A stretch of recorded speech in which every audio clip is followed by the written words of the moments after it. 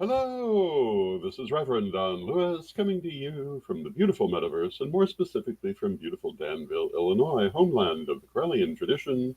And this is Midday with Reverend Don. Welcome. And as you know, if you follow Midday with Reverend Don, you can type your questions or comments into whatever platform you're watching on. They'll appear here in my chat room, and we can talk directly. And since I have no guest today, my chat room is on the screen, so everyone can share in that. When I have a guest, I don't usually put the chat room on the screen so we have more room for the guest, but otherwise I do. And I hope everyone is having a, um, a lovely day, that you had a great weekend. I'm under the impression that the astrology for the last several days was rather difficult, so some people may not have had such a great weekend. I, however, did. Um, and these last several days have been very positive for me, which is different from what my astrology was suggesting. But on the other hand, I was born under a Saturn retrograde, so Saturn going direct would have a different effect on me. So, anyway, I thought today that I would have a day to discuss psychic things and do some mini readings. And I know that sometimes people really enjoy the mini readings, and I'm going to take a moment and make certain that we're going out. And hopefully we're going to all the channels. I think I've mentioned that Restream is having its issues, and I'm not particularly thrilled with those issues. One of them is that the show does not always go to all of the pages it's designated to go to, and I'm not sure what to do about that. And hello to Antonio Huerta. It's good to see you, Antonio. Hello to Nikki Dodd. It's good to see you, Nikki. I hope. And Nikki says, greetings from rainy Tulsa. It's good to see you. Hello, Bimby. It's good to see you. So today, my subject was going to be psychism and mini reading. So if anyone is interested in a mini reading, let me know. I will be doing that today. And otherwise, I was going to talk a little bit about various different psychic issues. On Tarot Thursday the other day, I was asked for advice on working as a professional psychic, and I had a number of things to say. And if you'd like to see what I said to that, I think I talked for about 15 minutes on that subject. You can go to that recording, which of course is still on our system, and you can see exactly what I had to say. But I think the main things that I had to say for people who would like to be professional readers is, first, you have to go with what you get. It's very important to trust the information you receive. This is true whether you are working professionally or otherwise. If you're doing psychic work, you must bring through the message without judgment or analysis. You can analyze it to your heart's content afterwards, but you must bring it through first. Now, Bimby says that they are very interested in a mini reading, and so we will do a mini reading for Bimby. And I have my cards, and I don't, well, I guess you can kind of see that I'm shuffling them.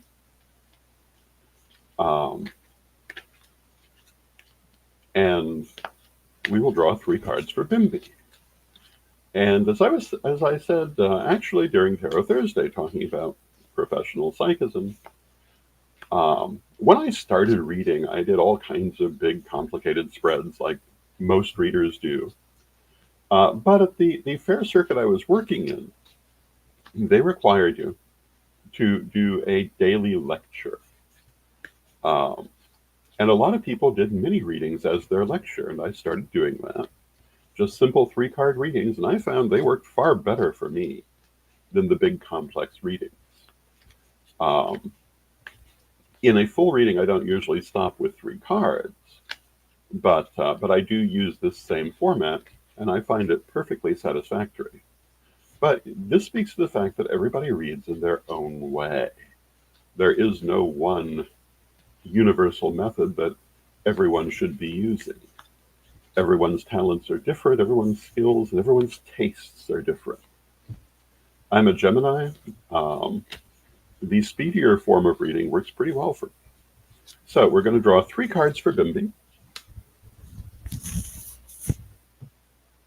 I'm going to begin by cutting the cards. You can't see me do that because it's down under the camera, but I have done it. Our first card is the King of Lamps. Our second card is the Six of Coins. And our third card is the Sun. And, that's interesting. I guess the green screen filter is still working, even though I have a curtain behind me instead of the green screen today. But I didn't change them. So what that means is when I hold up the cards, anything that's green is going to fall out of them. So the King of Lamps, our first card for Bimby, is meditation. Working to be in touch with your higher self. Listening for the messages of spirit. So it says that in dealing with the things that are in front of you, Bimby, at this time, meaning the next couple of weeks, maybe the next couple of months, it's very important to stay connected to your inner guidance. Very important to meditate regularly. With it, we have the Six of Coins. The Six of Coins is getting help from outside. Whatever you're dealing with, there is help coming for you. It may be help from another person or from an institution, or it may be from the universe itself. But you'll be getting a helping hand in dealing with the situations in front of you. And the outcome is the Sun, which is success. The Sun is one of the best outcome cards you could ask for. So what I would say is you may be feeling a little overwhelmed by some of the things you're dealing with at this time, but you're going to have the help that you need to deal with them and a very successful result, but you want to make sure that you stay in touch with your higher self while you do it. I'm going to draw one more card because, of course, I am. And I have drawn the Four of Swords. And the Four of Swords says that in addition to all of this, you want to... The Four of Swords is taking time to rest, taking time out, not rushing the situation. So, although we have a very successful outcome at everything, don't feel that you have to rush this. Let it take the time it needs and take the time you need for yourself. And I think you'll find you'll be very happy with the outcome. And there you go. And, one of the things I'm finding, I'm in a slightly different location now, and I'm still working on the lighting for my broadcast. And what I found is when I use the green screen, I have a noticeable green shadow. You can see the shadow behind me, which is a natural shadow. But with the green screen, it's showing as a green shadow. So I have put a curtain up for the moment. And Bimby says, this speaks to me 100%. Oh, I'm very glad to hear that, Bimby. Thank you very much, Reverend Don. Thank you, Bimby. It's always good to get feedback from a reading. And I'm glad to hear that it's speaking to you. Yeah, I'm not quite sure if I'm going to continue. This background is working. The last two backgrounds I had tried, one was dark blue, one was dark purple, and they were just too dark. And this is one of my favorite backgrounds. I will have to admit that. It's an old shower curtain, and when I used to use it on Reverend Don's vlog, I'd often get comments on, oh, I recognize that shower curtain, and that's certainly true. But I love this pattern of fabric. And hello to Leo Yeager in the chat room. And Leo would like a mini reading, and we will be happy to do that.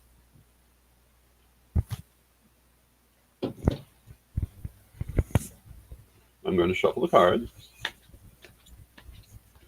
And of course, I want to first clear the cards from the last reading, although to some extent I do that when I end the reading, but I figure you can never be too clear.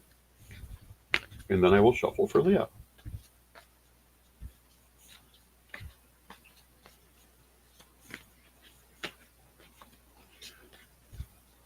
And I was speaking about advice for people who want to be professional psychics. Another very important piece of advice is to keep your energy clear. And I recommend clearing and releasing both before and after every reading. Now, I'll admit I'm not necessarily doing that with these mini readings, but I did it at the start and the end of the session. But generally speaking, you don't want to hold on to the energy you're taking in from readings. Naturally, you are going to pick up on the people's energy. This is only to be expected, but you don't want to be carrying it around afterwards. So you want to make sure that you clear and release, and you should do it before you start as well.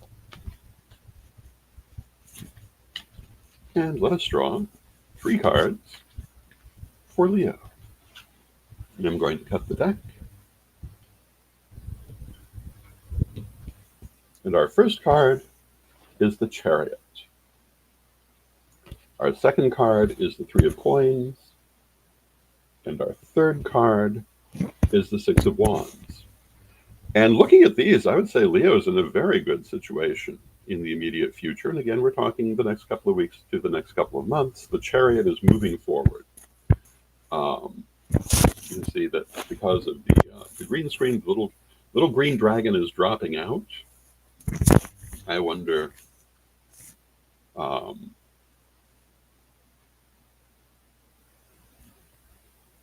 Yeah, I don't feel like I can fix the green screen in the middle of the broadcast, but I must remember to turn the green screen off if I'm not actually using it. But the Chariot is moving forward successfully. It is dominating your situations. It's a good card for advancement.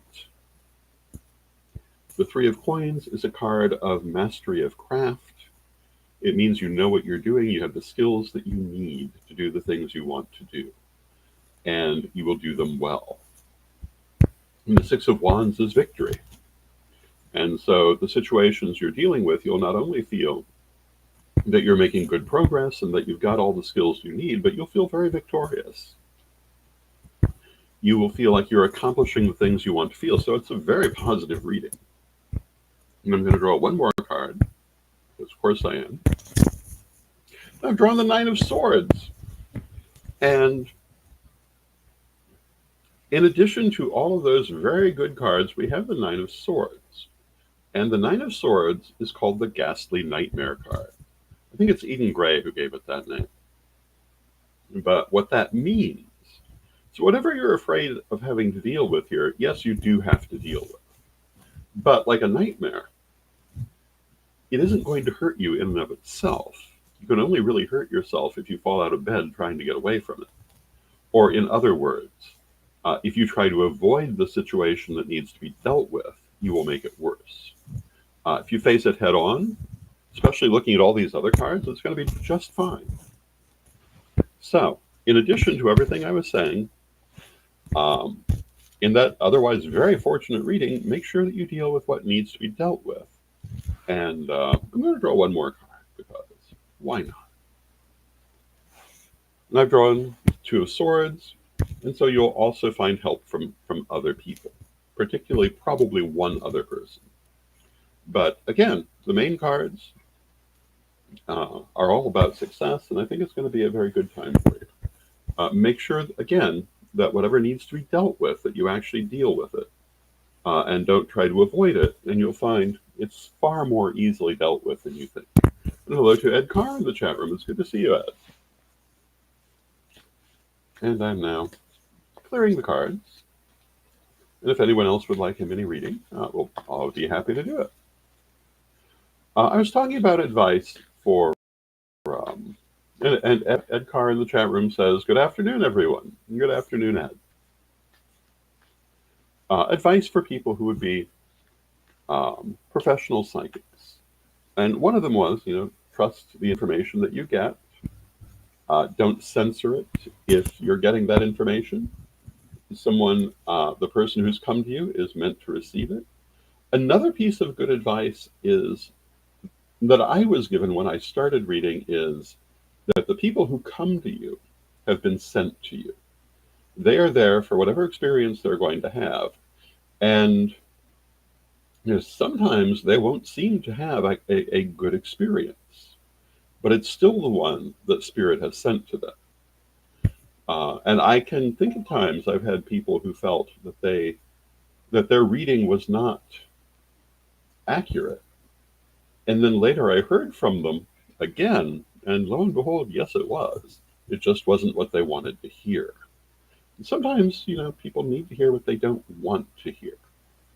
The other thing that I always found very interesting in reading at the psychic fairs is sometimes you'd get a person who gives you an absolute stone face, that they'll sit with their arms closed and seem totally shut off and give you no sign that you're doing well or badly with them. And this I always found rather frustrating, mainly because it's such an unnatural exchange. But very often at the end, they would say, "That was a wonderful reading." But they had it in their mind that it was very important they not give you any clues. And that's something that you must expect. It does feel a little odd. But what I find is the less that you know about the person that you're reading for, the less you know about the situation, in most cases, the better. Occasionally, you might need a detail to understand a particular answer. But usually, if I do a reading for a person, I start with nothing. I just start reading for them, um, and we'll see how far that goes, and then I'll ask what else they'd like to know. And I often find that I will get the answers to their questions before they have the chance to ask the questions. And that's always a very good confirmation. So, would anyone else like a mini reading? It is. What else can I say about professional reading? I think one of the most important things that I could tell you about being a professional reader is that, at least in my experience, there's a certain point where you're going to hit burnout. And most of the professional readers that I knew well came to that point at one time or another, um, including the ones who worked the most often. Occasionally, they would just come to the point that they didn't really feel up to it anymore. And the thing that you do when you come to that point is you rest. You take a little time, and you'll find you will bounce back from it. In my experience, however, is if you try to push through it too much, you very often will simply deepen the burnout. So my recommendation is that if you come to that point where you're feeling burnt out, that you step back and take the time to rejuvenate. And hello to Lolan in the chat room, and Lolan would like a mini reading. So I'm going to shuffle the cards, and we will have 3 cards for Lolan.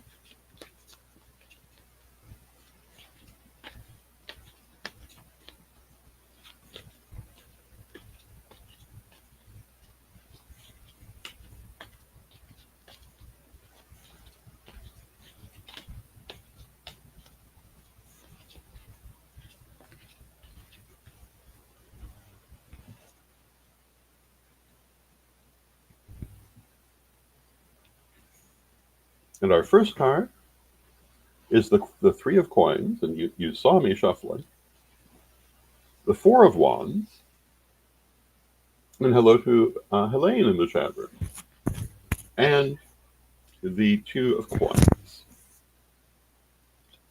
So the three of Coins says that it's a card of mastery of craft, of knowing what you're doing, of having the skills that you need, of having the tools that you need, of being ready for whatever you want to do. So for Lolan, I would say that in the situations they're facing in the next couple of weeks, everything they need is there. Every skill they need is already learned. Every tool they need is already at hand. It's a matter of remembering that and using these things. Around that, we have the 4 of Wands, which is celebration, particularly celebration in community with others. It's a very positive card of success, of happiness, of satisfaction. And hello to Ed the Pagan in the chat room, who says, that's a nice reading. It is, actually, yes. And the 2 of Coins says that you're going to be very busy. So for Lolan, I think you're going to be in a really good situation in this next couple of weeks. but you're also going to find yourself being very busy and feeling very, very good about what you're doing. So there you go. Do we have anyone else who would like a mini reading? We have time probably for just one more. And continuing with advice for professional psychics, I think these are overall some of the most important things that I would have to recommend. Of course, the psychic. Oh, and Lolan says, very nice, thanks. Thank you, Lolan. And Helene would like one. So we're going to do a reading for Helene. I was going to say, the world of psychic reading has changed greatly during my time. When I was young, psychic readers occasionally worked from their homes, often worked from metaphysical stores, and frequently worked in psychic fairs. And all of these things still exist. And particularly people who read from their homes or who read in metaphysical stores. But the psychic fairs are not what they were.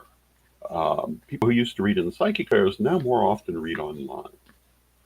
And that is a different skill in terms of how you present yourself and interact with people. And that is an interesting topic by itself. So let us shuffle for Helene.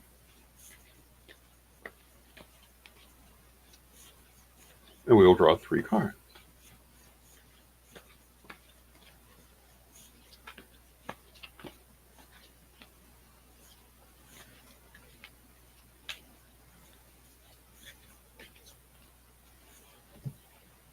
And I shall cut the cards. And our first card is the 5 of Swords. Our second card is the 5 of Wands. So we have a theme going.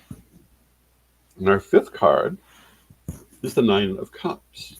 And this is a very interesting combination, and I'll tell you why, of course. The 5 of Swords is conflict, and the 5 of Wands is also conflict. And I would say that Helene is going to find herself in the immediate future having a lot of mixed feelings about the things that she's doing, how they're going, and maybe also some conflict with people around her. So expect some conflict. But you also have the 9 of Cups. The 9 of Cups is called the Wish card. And the Wish card is both the best card and the worst card in the deck at the same time, because it means you'll get what you wish for. So with this card, you want to make sure that what you're wishing for is what you really want and the outcome you desire, and you will get that regardless of the conflict around you. So stay focused on your goals, stay focused on what you want, and you'll have a very good outcome, even though getting there, you may have some conflict along the way. And I'll draw a final card. I've drawn the Tower. And you're going to find in this next few months, you may feel a little bit of a rebirth, a little bit of a new beginning, of letting go of old things. You can see in the illustration, it represents the soul breaking free of karma, which is represented by the Tower. And what this is saying is that you may find yourself breaking free of old situations and moving in new directions you've wanted to go in for some time. And that probably is the source of the conflict, because, it's not easy to make a new beginning sometimes. But I think you're going to be very happy with what comes. With that, I want to take a moment for a message from our sponsors. And why? Because we love our sponsors.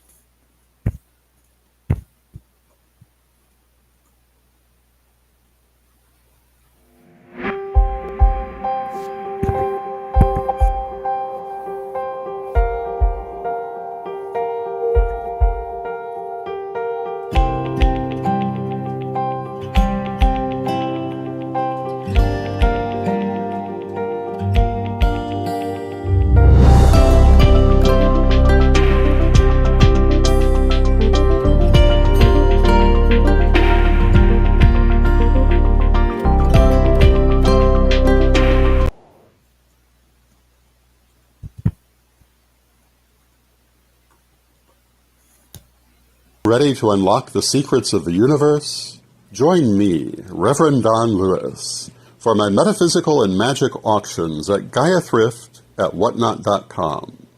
Discover fascinating artifacts, mystical crystals, and rare and unusual books that could change your life.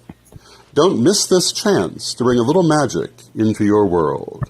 Rev Don's Metaphysical and Magic Auctions, where the extraordinary can become yours.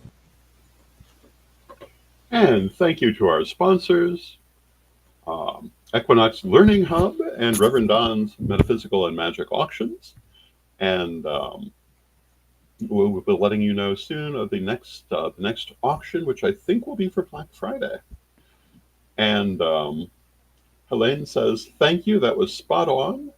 And thank you, Helene, I'm very glad.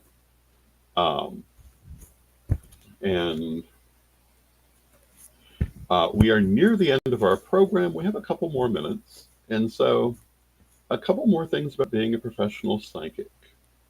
One of them is to understand that this work takes energy. You may just be sitting there talking to people, but there's a lot more going on than that. And you're going to find, if you do a large number of readings, you're going to be very tired afterwards. And you want to make sure that not only do you clear and release all of that excess energy, but also that you rebuild your energy.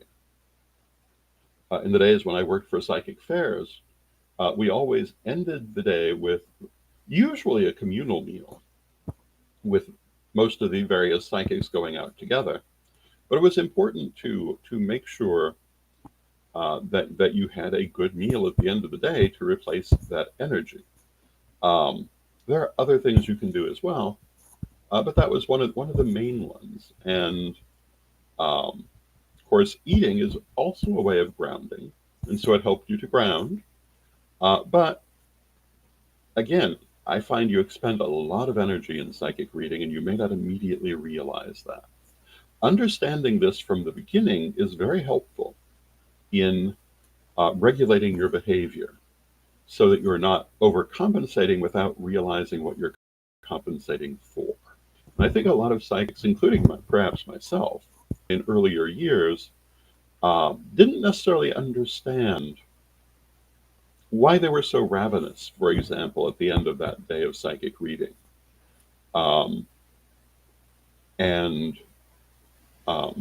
I think that's something important to bear in mind. And as I say, first and most important thing is to keep that energy grounded. And Lady Crystal always felt that at the end of a day of psychic readings, simple carbohydrates were one of the best ways to rebuild your energy. And I'd be curious to know what other people have to say about that. But I do remember needing to rebuild that energy at the end of the day. Of course, we're talking about times when we would do 20 to 30 readings in a day, sometimes more. I think there were a couple of times I did as many as 40 readings in one day. That's a lot. And it will leave you very, very tired. I also used to do channeling evenings for a group of ladies in the Chicago suburbs. And, those would sometimes be as long as 4 hours of constant channeling. And, that's a very exhausting thing to do. And I used to maintain my energy with coffee and chocolate. But, health-wise, I don't know if that's the best thing to have been doing. But it is what I did. And as you can see, coffee is still on the menu. But I am not one of those people who believes in no caffeine and so forth. I'm a great advocate of caffeine. But with that, I see we've come to the end of our half hour. I will be back tomorrow, and we'll be talking about something. I'm sure it will be an interesting subject. And I hope that you have a lovely day, and let us close with our prayer, as we always do. Divine Mother Goddess, Divine Father God, beloved ancestors, we thank you for all that you do for us in our lives. We rejoice in this walk we walk together, and we ask you to help us to always be open to the messages of spirit that come to us as insights and knowings and omens and divination and oh so very many different ways. Help us to receive your guidance, and help us also to have our minds and our hearts open to that guidance so that we may be benefited by it in our lives. Beloved Mother Goddess, beloved Father God, beloved ancestors, we thank you with great love and knowing you are always with us. Still, from respect, we thank you for your presence. May the blessing be upon you now and always.